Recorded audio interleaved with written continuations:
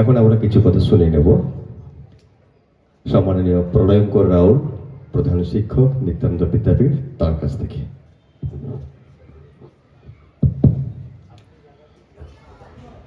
এই মঞ্চে আসীন নাটেশ্বরী নিত্যানন্দ বিদ্যাপীঠের আমি প্রলয়ঙ্কর রাউল। তো আমার সৌভাগ্য হয়েছে আপনাদের বিদ্যালয়ের আহ্বানে আসা। আর একবার হয়তো এসেছিলাম আমি অনেক আগে, তপনবাবু তখন লাইফস্টাইলের একটা এখানে প্রোগ্রাম হয়েছিল, এসে খেয়ে দিয়ে গিয়েছি এবং প্রোগ্রামে ছিলাম। তো এত বিদগ্ধ পণ্ডিতদের সান্নিধ্য, আর সেই একই কথা, জীবে প্রেম করে যেইজন সেইজন সেবিছে ঈশ্বর, এই কথা বলার মানুষগুলোর এই যে সান্নিধ্য, এটা পাওয়া, আর এই যত চাকরিটা শেষ হয়ে যাচ্ছে আপনাদের মতো গুণীজনের সান্নিধ্য পাওয়া, এটা বোধ হয় আমার আপনার যারা এই সবের মধ্যে জড়িয়ে আছে তাদের কোনো একটা পূর্ণ ফলের জন্য এটা হয়েছে।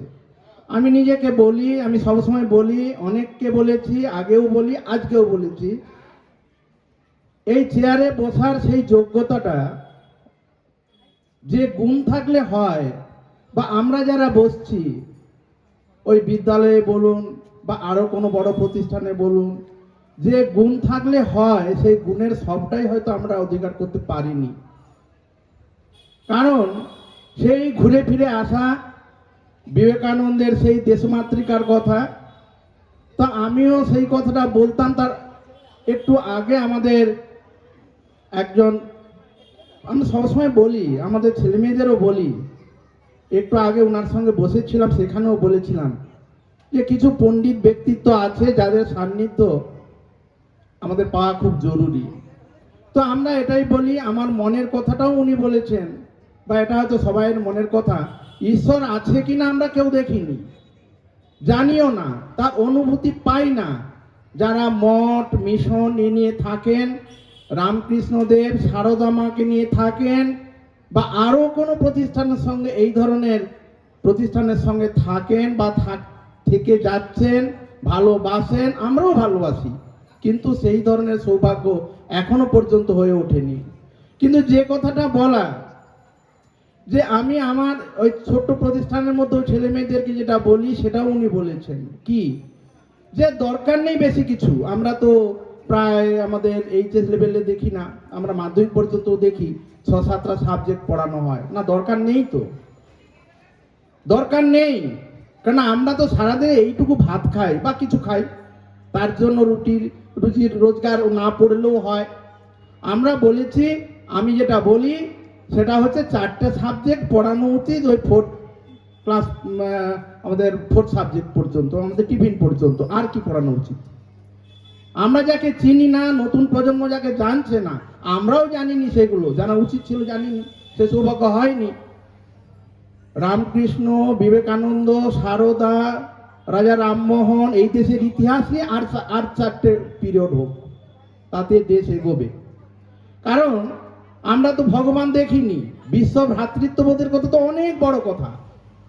তো ডিভোশন যখন আমার নিজের মধ্যে না আসবে, আমি আমার প্রতি আনুগত্য আছে কিনা এটা স্বীকার করি না, তো আমি আমার ছেলে মেয়ে, আমার ছাত্র, আমার সামনে বসে থাকা কিছু বিদগ্ধ মানুষের কাছে বক্তৃতা দিতে আমার কিছু লাভ নেই। তো আমার যেটা দরকার, সবার কাছে যেটা বলা, যে সমাজে আমরা এসছি একটা দাগ কেটে যেতে। উনি দাগের কথা বলেছেন, আমরাও বলেছি, একটা সিনেমাও হয়েছিল এইরকম একটা, বিকাশ রায় সম্ভবত অভিনয় করেছিলেন, সেটা অনেক পরে তিনি উল্টে দেখেছেন। যেটা উল্টে কি দেখেছেন, তিনি এমন কৃপণ একটা মানুষ ছিলেন, তো সেখানে দেখেছেন যে কি, যে জন্মিলে মরিতে হবে অমর কোথা কবে, চিরস্থির করবে নীর হায়রে জীবন নদে। অথবা এরকম একটা কথা হয়তো ছিল যে মরিতে চাই না আমি সুন্দর ভুবনে, মানবের মাঝে আমি বাঁচিবারে চাই। রবীন্দ্রনাথ পয়সা দিয়ে যাননি, তো কাউকেই যাননি, আমাদেরকে দিয়ে যাননি, যে বাবা তোর দাদুকে দিয়ে গেছি, দাদু আমার বাবাকে দিয়ে গেছে, আমার বাবা আমাদেরকে বলে গেছে যে উনি পয়সা দিয়ে গেছেন আমার সংসার চালানোর জন্য, আমার সমাজ চালানোর জন্য, আমার অঞ্চল অফিস চালানোর জন্য, এই পয়সা কুড়ি দিয়ে যাচ্ছি, তোরা আমার নাম করবি না। করেননি তো। তো আমাদেরকে কি দেখিয়েছেন, আমাদেরকে সেই আনুগত্যের জায়গায় আনতে চেয়েছেন, যে প্রথমে তুমি যেখানে জন্মেছো, যে দেশে জন্মেছো, সেই দেশটাই হচ্ছে তোমার আসল রূপ। না হলে আমি আমার ছেলেকেও বলি যে এই দেশের অনেককে আমি চিনি না, অনেকে তোর জীবনে দরকার নেই, মা বাবাকেও প্রয়োজন নেই, কিন্তু কোথাও যখন যাবি তখন দুটো মানুষের কথা স্মরণ করে যাবি, এক বিবেকানন্দ আর হচ্ছে নেতাজি সুভাষচন্দ্র বোস। কারণ এরা আমাদের কাছে আইডল। আমি খুব বড় কিছু হতে পারি না, ওই যদি ছুঁয়ে কপালে ছুঁয়ে যায় কিছু হলেও যদি ছড়িয়ে ছিটিয়ে উনি ছিটকিয়েও দেন কিছু, কোথাও ছড়িয়েই দেন কিছু, কিছু আশিস হয়তো আমার তোমার দিকে বর্তাবে পাওয়া যাবে। তো এইটা বলা যে আমাদের দরকার, ছেলে মেয়েদের শেখানো যেটা দরকার, দেশ আগে, যে আমরা মা বাবাকে, মাকে বাবাকে, আচার্য কুলকে সে ভগবান ভাবতে শেখায়, এইটা আমরা অনেকেই করছি না, আমরাও করছি না, আমিও করছি না।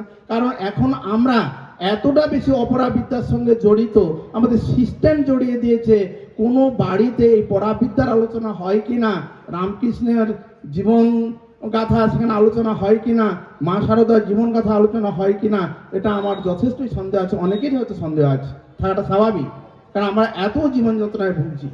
আর আমি বেশি কিছু বলবো না, কারণ চন্দনবাবু, আশিসবাবু, আয়োজক, এই গ্রামের বিশিষ্ট জন, এখানে আমাদের গিরিবাবু বসে আছেন, উনিও আমার স্কুলে গেছেন, ওনাদেরকে শ্রদ্ধা না জানিয়ে পারি না। কারণ এই দিবাকরপুর অঞ্চল শুধু পশ্চিমবঙ্গের নয়, মেদিনীপুরের নয়, ভারতের একটা ছোট্ট ভূখণ্ড, একটা সূচের ডোকাতেও হয়তো তার স্থান নেই। তো আমরা দেশমাতৃকাকে যদি সেই জায়গায় তুলতে চাই, দিবাকরের এই পুণ্যভূমিকে আমরা কোনো কিছু পেয়েছি এ গর্ব না, তাকে আমরা কতটা চালিয়ে নিয়ে যেতে পারছি, তার ধারাবাহিকতা, তাদের পুণ্যফল, তাদের গায়ের ঘাম, তাদের মাথার ঘাম, তাদের অর্থ, তাদের সেই ভাবনা আমরা কতটা বাঁচিয়ে রাখতে পেরেছি, এটাই বড় কথা। পরম্পরাকে বাঁচিয়ে রাখতে হবে, এটাই হচ্ছে সমাজ, এটাই হচ্ছে সিস্টেম, এটাই আমাদের চাওয়া, এটাই আমাদের পাওয়া। তা সর্বোপরি এখনো পর্যন্ত ইনি বলেছিলেন, অনেককে আমরা সংগ্রহ করতে পারিনি, অনেককে আমরা ভাবনার মধ্যে আনতে পারিনি, যাদের আসার কথা ছিল সে নামও আমরা ডোকেট করতে পারিনি, এটা আমাদের দুর্বলতা, সবাই এটা থাকে। কোন উনি কিছুদিন এসছেন, তাদের সবাইয়ের প্রতি আমার প্রণাম।